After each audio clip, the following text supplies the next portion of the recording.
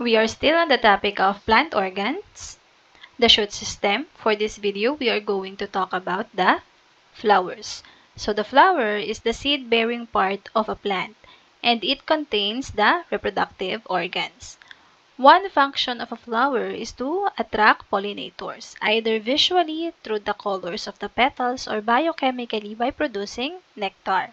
It also provides protection for the ovule and developing embryo. But the most important function of a flower is reproduction, since the flower contains the reproductive organs. For the structure of the flower, let us start with the corolla. Corolla is the whorl or group of petals. So each one of these is a petal, and it is a unit of corolla. The group of petals is called the corolla.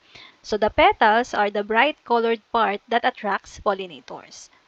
The next part is the calyx or the calyx, or also known as the sepals, and it is the lowermost whorl or the green colored part beneath the petals. When you combine the corolla and the calyx, you have the perianth. The next part is the pedicel or the flower stalk. And the proximal portion of the flower stalk, where the parts of the flowers are attached over here, is called the receptacle. Let's proceed to the gynoecium or the pistil. So the pistil is the female part of a flower, and it can be a single carpel or a group of carpels. So a carpel consists of an ovary, a style, and the stigma. So the ovary holds the ovules. So these are the ovules. And this is where the seed formation takes place. The style is the long tube-like slender stalk that connects the stigma and the ovary. And the stigma is the topmost part, and this is the receptive tip of a carpel or a pistil. So this is where the pollens will attach. So there are three types of gynoecium. The monocarpus, mono means one, and carpus means carpet. So there is only one carpel. In apocarpus, there are several carpels, but they are free from each other. So when you cut them cross-sectionally, like in this figure, the number of locules or this cavity in the ovary is similar to the number of carpels. So in this case, we have 3 locules and we have 3 carpels. Lastly, the syncarpus. This also has several carpels, but these are fused together, so resulting to one large locule.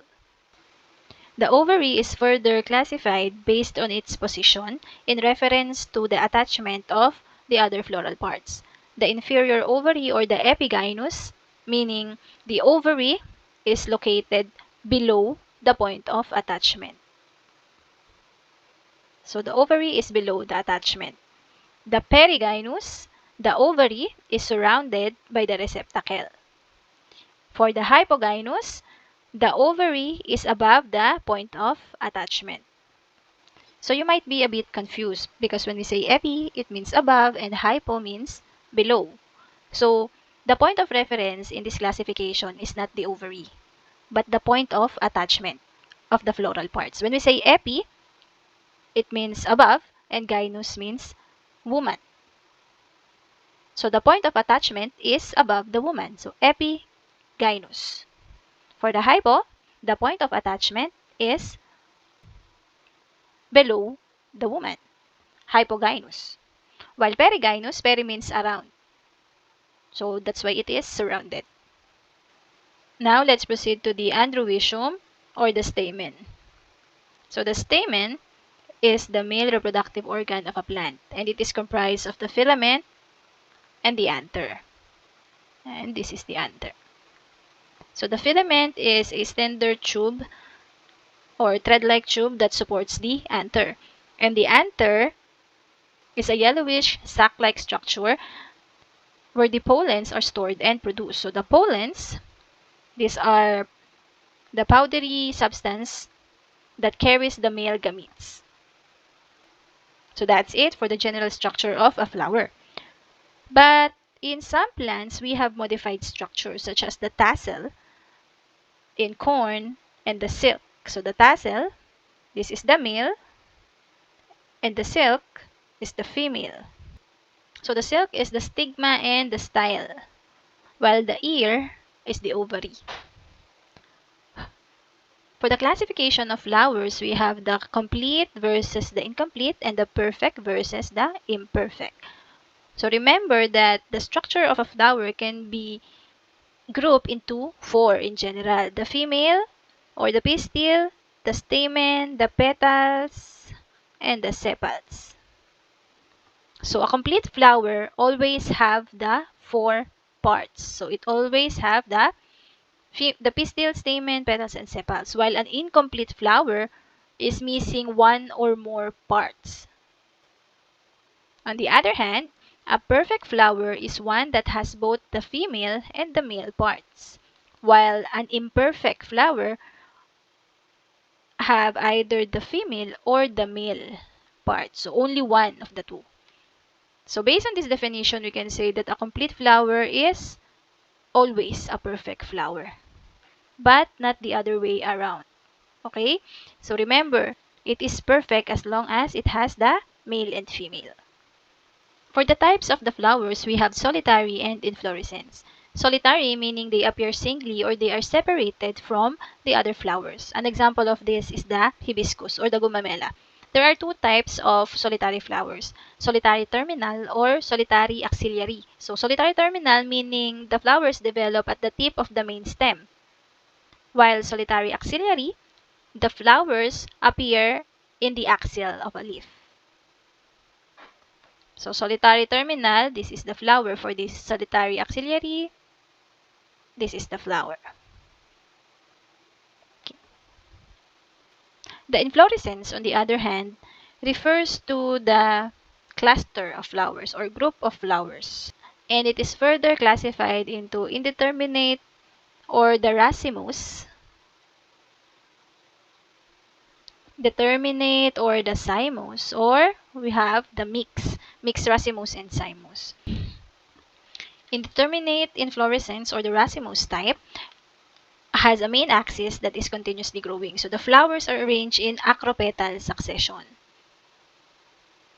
When we say acropetal, the oldest flower is located at the base, while the youngest is at the top.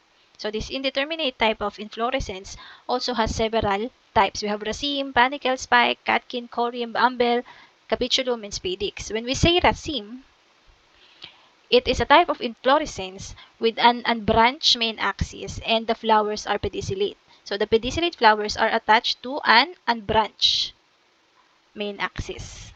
The panicle is like a branch raceme. So this is the main axis and the branches are raceme. For the spike, similarly unbranched main axis, but this time the flowers are sessile or they do not have a pedicel.